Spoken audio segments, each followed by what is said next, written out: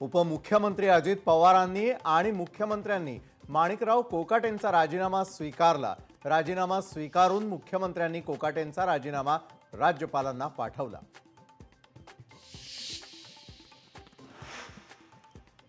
माणिकराव कोकाटेंना अटक करण्यासाठी नाशिक पोलिसांचं पथक मुंबईकडे रवाना। कोकाटेंचं अटक वॉरंट घेऊन पोलीस मुंबईकडे रवाना।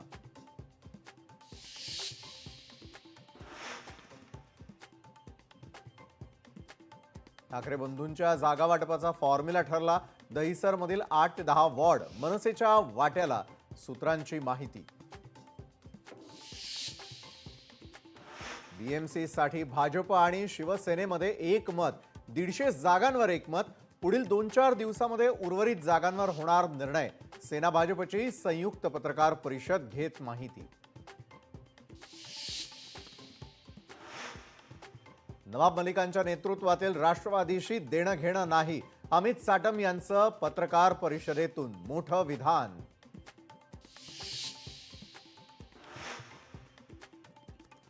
पुणे काँग्रेसच्या उमेदवारांच्या मुलाखती दरम्यान गद्दार लोकांना पक्षानं तिकीट देऊ नये, काँग्रेसच्या निष्ठावान कार्यकर्त्यांनी आळवलं सूर। विधान परिषदेतही काँग्रेसचं विरोधी पक्ष नेतेपद धोक्यात।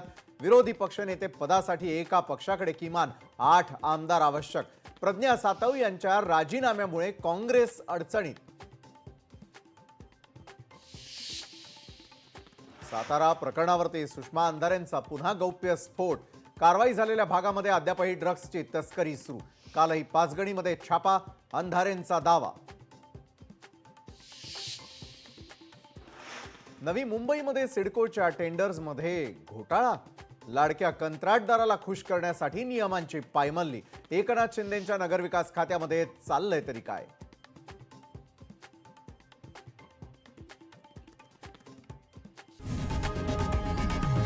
लोकशाही मराठी ऐका, पहा, जागरूक रहा।